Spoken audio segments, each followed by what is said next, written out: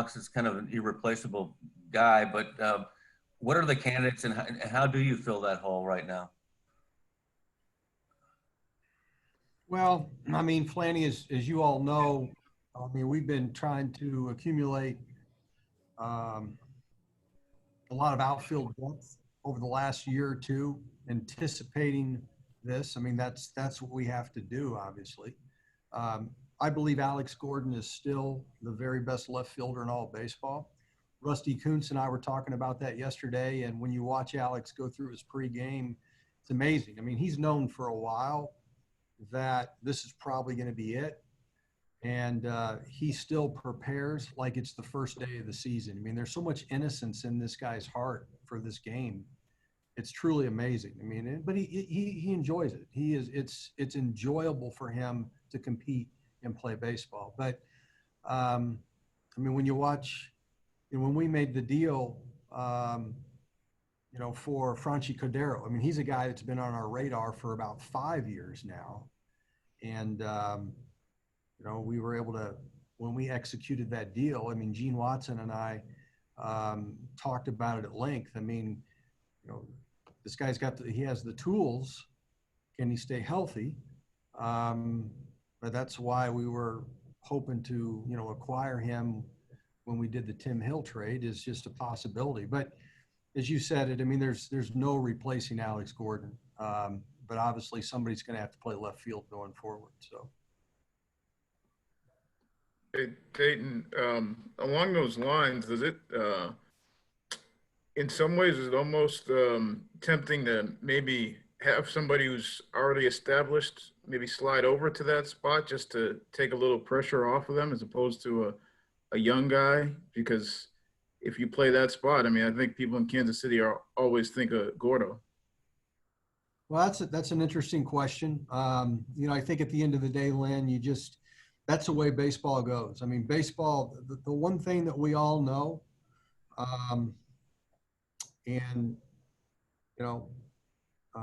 as we celebrate today, Alex's legacy, and we're going to continue to celebrate that. I mean, I've really enjoyed reading some of the tributes. I can't wait to read and listen to some of your all's tributes, because you guys tell stories better than anybody else. And I'm looking forward to those. And so we want to celebrate that. But I think, as you know, Lynn, in professional sports, players have earned the right to be in the major leagues. And when their name is put in that lineup, they just go out and play. And there's all kinds of pressure being a major league player. And I'm not sure a lot of players look at, okay, I'm the one that has to replace Alex Gordon. I think they just look at it as, this is my opportunity, and we'll do our best to make sure they understand the important thing is just to go out there every single night and try to help the team win, just like Alex did. And so, when Alex broke into the major leagues, I mean, everybody said he was going to be the next George Brett, right? I mean, that was written. He was going to be the savior of the franchise. And, Alex, dealt with a lot of those expectations. And he managed it very, very well. And that's why we're here today celebrating him. So we'll expect the same thing out of our next player. I mean, that's what we do. Dayton, you talked about, go ahead, Alex. How rare is it to have such a perfect fit, really, between player and organization? It's very rare, Alec, only because it's so difficult today, because players have so many voices in their head. They have so many people giving them advice, and most people mean very well. There's so much access to information. One of the things that allows us to get through our journey, the early parts of our journey in life, is we're a little naive about things, right? And we don't know everything, and we have a goal, and there's a freshness to what we're doing. And we don't look at any first job as a platform to do something else. A lot of players today come in with that mindset. This is a platform to go on and bigger and better things. I've got to accomplish so much by a certain time in my career if I'm going to make X amount of dollars. This is what the numbers I have to put up to be successful in arbitration. Alex never thought that way. And those of you that have grown up with Alex Gordon, he is the same today as he was in 2007 when he broke into the major leagues. I first saw Alex Gordon play in the Arizona Fall League in 2005, having no idea that I would ever end up in Kansas City. I can honestly tell you he's the exact same player as far as the way he goes about his business, his interaction. You watch him while he's in the dugout, he's studying what's going on. He's very even-keeled. Very rarely does he get emotional. He's always thinking about what he has to do right now. Regardless success or failure, he goes on to the next thing. And so you ask me how rare it is rare. How did it happen? Because that's who Alex is. I focus on what I got to do today. And then once that's over, I'll think about the next thing. He doesn't get too far ahead of himself. And so he worked at this. He never ever imagined that he would ever play baseball anywhere else at any point in time in his life until he became a free agent. And then when he became a free agent, he had to weigh all the options because he didn't know what the Royals were ultimately going to do.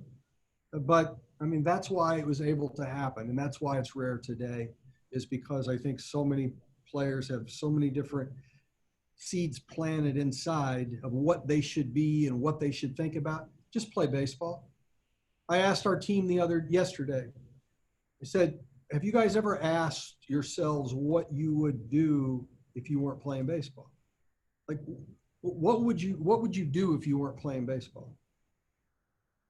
They really can't answer that because that's all they've ever thought of. You can't reach the top of your profession, Alex, unless you commit to being the very best at that job every single day. And Alex is truly what baseball is about. It's one day at a time, and he never got too far ahead of himself.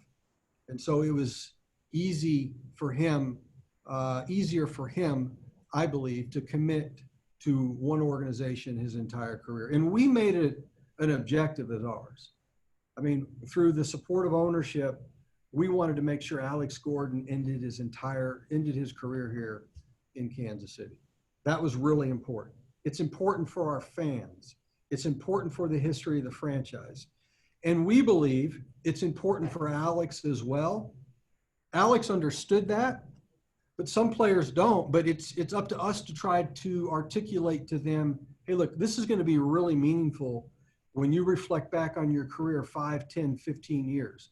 When people write about your career, the fact that they can put an exclamation point on that you were with one organization your entire career. Mike and I were talking today about a player who is potentially a free agent at the end of the year.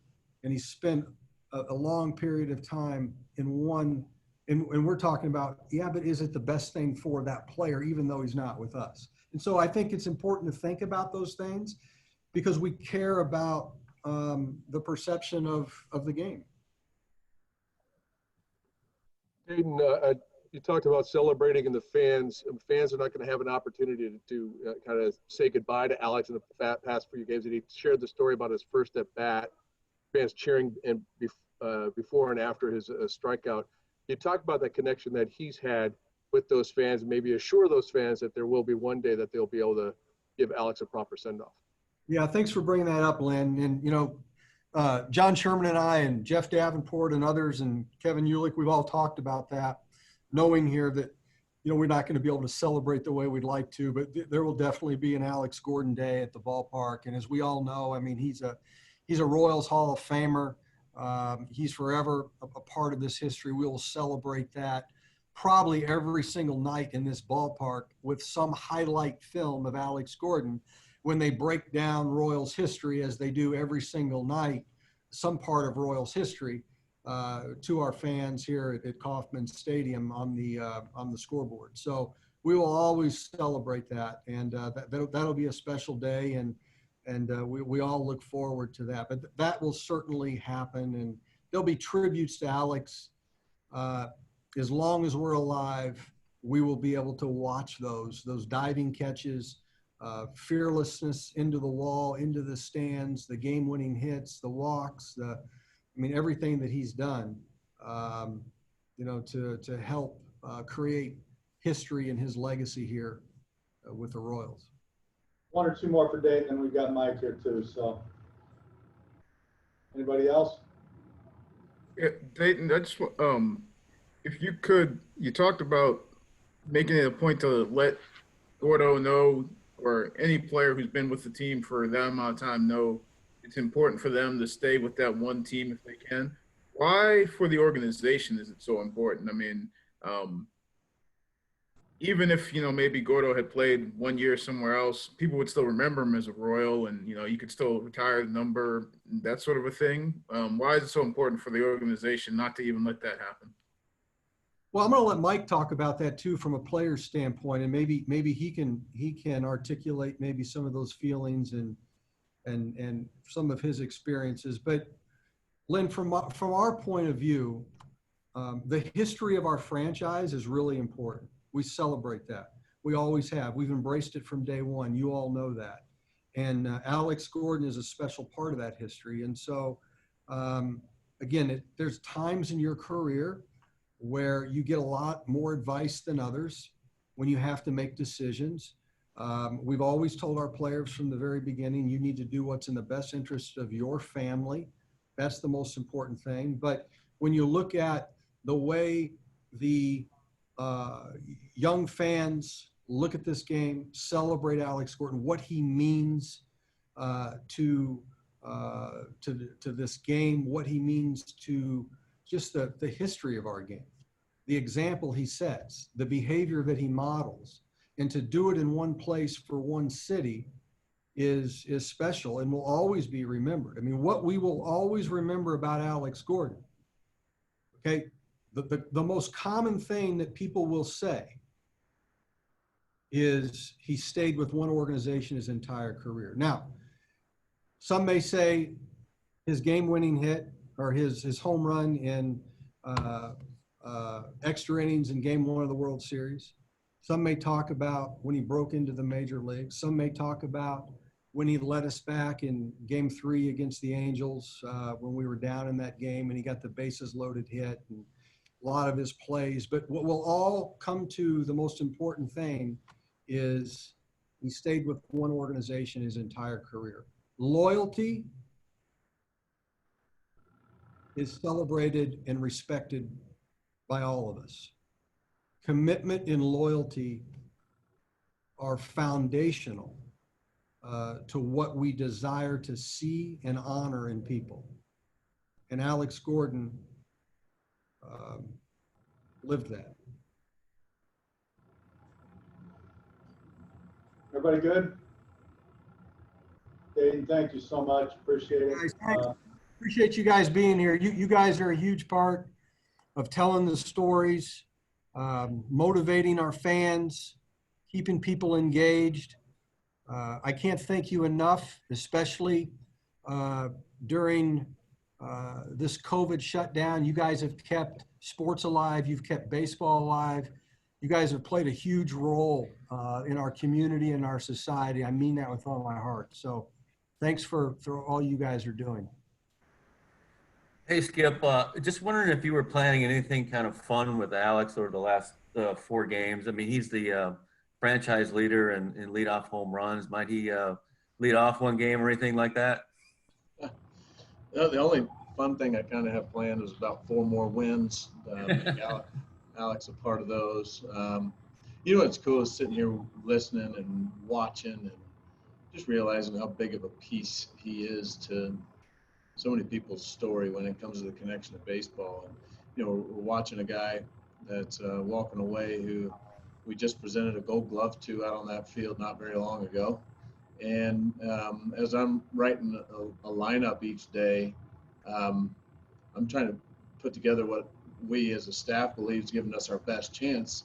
And his name's in there just about every day. And what an exclamation point on a great career. The fact that all the things that have been said are so true, so many things that have gone unsaid about on the personal side, but on the player side, this guy's a great player today, and believe he's going to give us a great chance to win today. But I don't have anything real creative. I'm up for all suggestions, Flan, if you come up with something. But we'll Lead him off one game. You know what the heck? let him manage. Who else?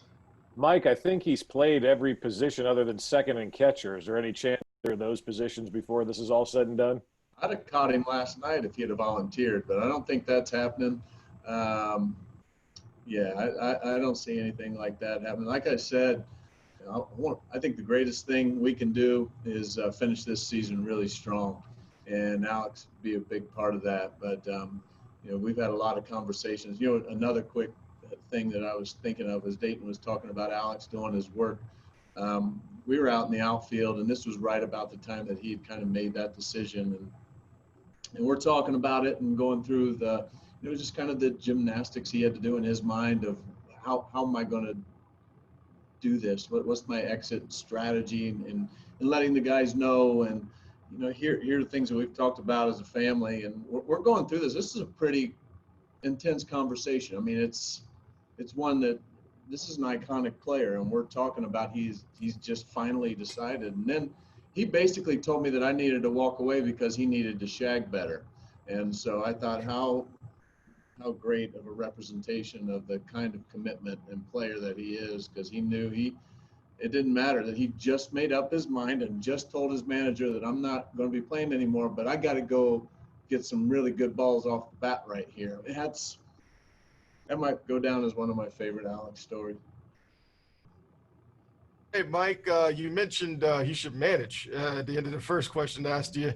What would you assess Alex Gordon's potential, you know, managerial career, getting in like the front office or something like that, with just so much knowledge of baseball, and the fact that you went from baseball to managerial?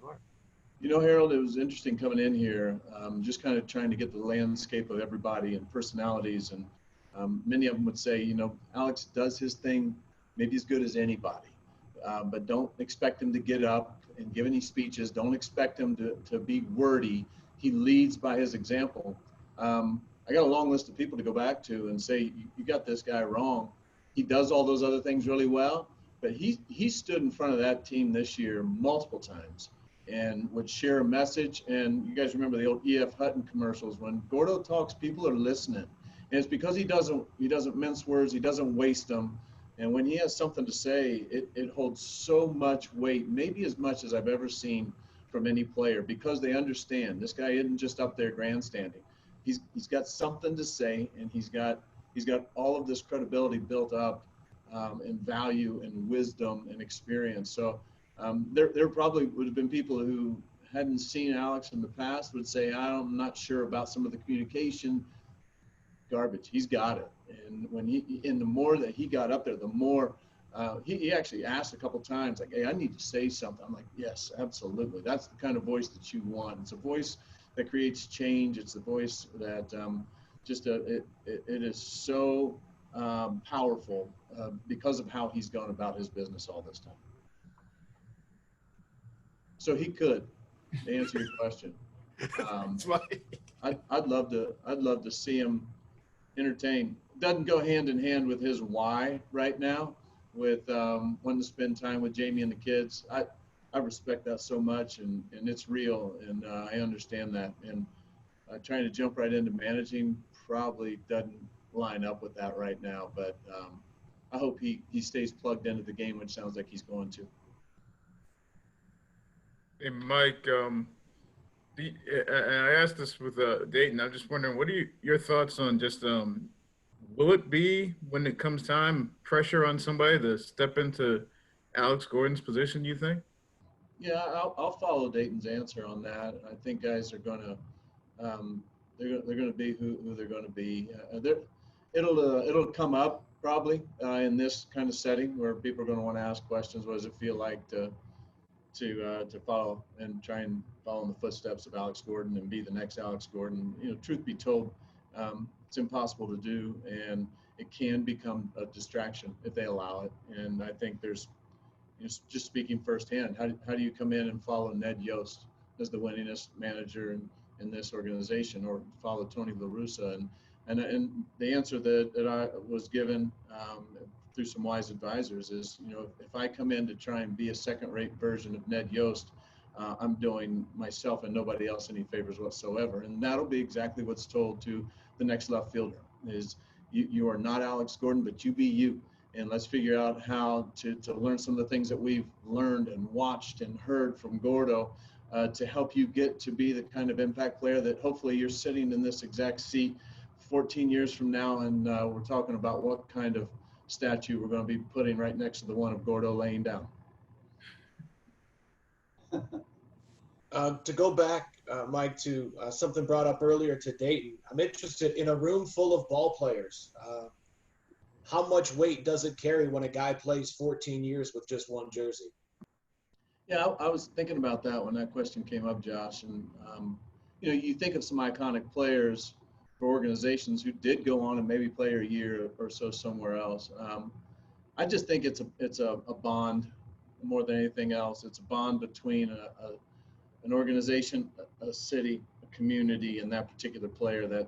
That guy's ours, and we're his. You know, and especially the unique nature, like Alec asked about, how rare a kid grew up watching a particular franchise and then gets to be an icon in that same franchise and to start and to finish. It makes it. I believe it makes it extra special. And all that being told, Alex would still be legendary here, but I think it makes it another level of rarity to be able to have the exact story finish how it started, and I think it's special.